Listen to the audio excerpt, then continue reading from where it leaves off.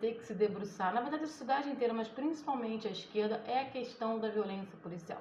E quando eu falo que a esquerda vai ter que falar sobre isso, é porque eu estou falando de que a esquerda vai precisar finalmente tocar nesse vespeiro sem preconceito. Durante anos, a esquerda ignorou a questão da violência policial. Ela só colocou a questão como uma questão econômica, socioeconômica principalmente.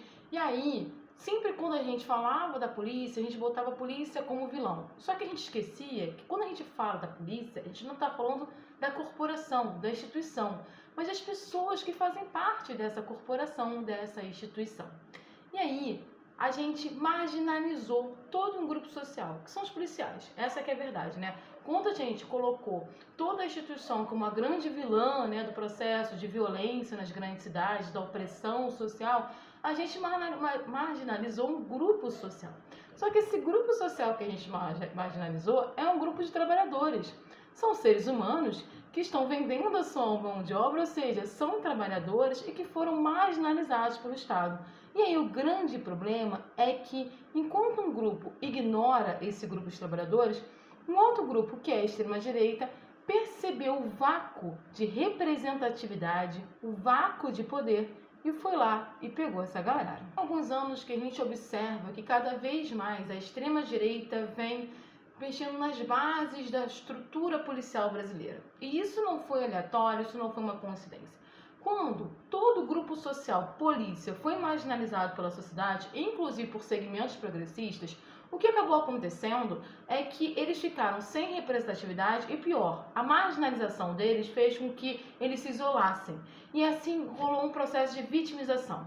Observando essa bolha que ficou completamente fora da estrutura social, a extrema-direita foi lá e se apresentou como representante dessa bolha. Ao invés de fazer um processo de desconstrução, discussão, por que houve a marginalização dessa bolha e os erros desse processo, né, de você colocar para o lado um grupo social inteiro, ela simplesmente pegou, colocou no colo toda a força policial e falou: olha, eles são maus, não entendem vocês, mas eu entendo e sei que vocês são tão vítimas quanto, e a gente tem que ter o nosso próprio jeito de resolver os problemas da sociedade. E aí, o que aconteceu?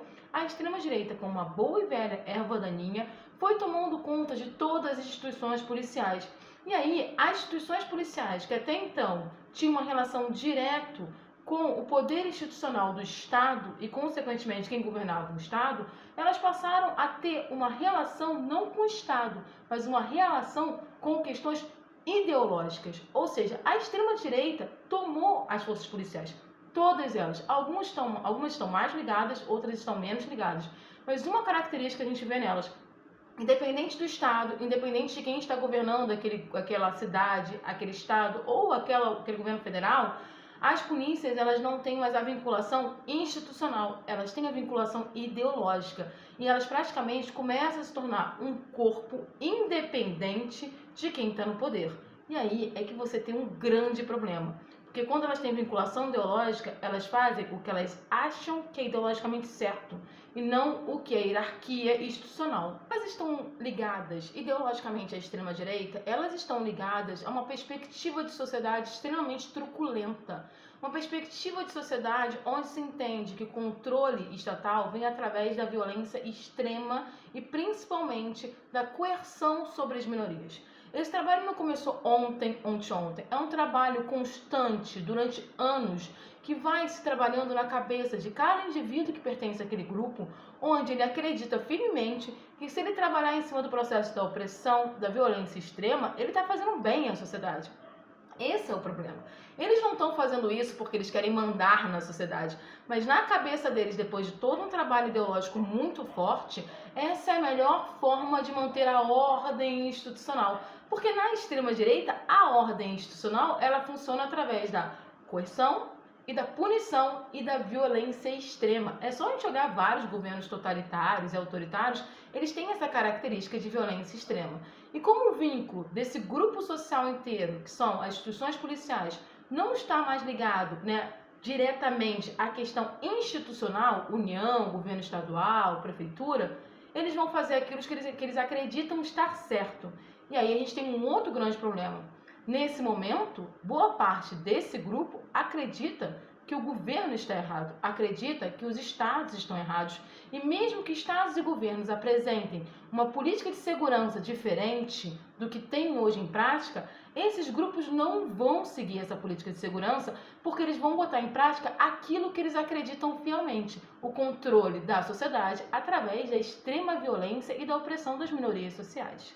É justamente por isso que o debate ele é muito mais profundo. É claro que a gente tem que pensar em estrutura das polícias, a gente tem que pensar se deve ou não colocar a estrutura policial na União ou se elas devem continuar sendo ligadas ao Estado, porque a gente tem que lembrar que governos passam, então a gente pode ter governos mais autoritários, menos autoritários, e uma polícia vinculada à União pode ser perigosa também, mas mais importante que isso, a gente tem que exercitar a nossa disputa com as forças policiais. Porque está na hora da gente compreender que aquele grupo social, que por mais que a gente não aceite a forma deles verem o mundo, precisam ser ouvidos.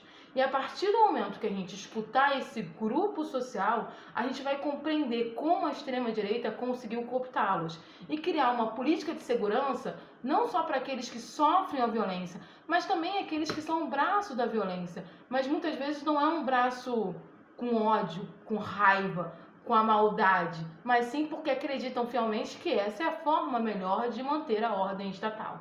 Está na hora da esquerda descer um pouco do palanque e começar a fazer um amplo processo de escuta das forças policiais e compreender quais são as necessidades desse grupo. E quando eu falo compreender, não significa acatar, não significa justificar, não significa simplesmente falar, ok, vocês estão certos, mas tentar ver o ponto de vista deles e a partir desse ponto de vista, desse grupo social, que pratica opressão estatal e também a partir do ponto de vista do grupo que sofre essa opressão estatal, criar uma política de segurança efetiva que não se estabeleça apenas na violência extrema. Então, discutir violência pública, discutir polícia violenta, discutir segurança pública vai muito além da gente discutir bem e mal, vai muito além de a gente colocar um grupo social como vítima e um grupo social como grande vilão da sociedade, mas compreender por que você tem toda uma estrutura de força policial agindo de forma dissociada de boa parte da sociedade. Eles acreditam fielmente que eles estão fazendo bem. E aí a gente tem que entender por que eles acreditam nisso.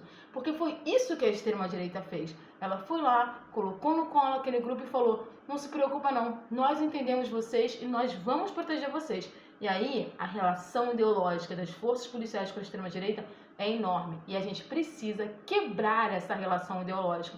A gente precisa ter escuta para poder entrar nesse meio e conseguir destruir essa relação da extrema-direita com as forças policiais e as forças policiais voltarem a ser um instrumento, né, de controle estatal, mas não de um Estado opressor, mas de um Estado onde a democracia e a escuta das minorias vigorem.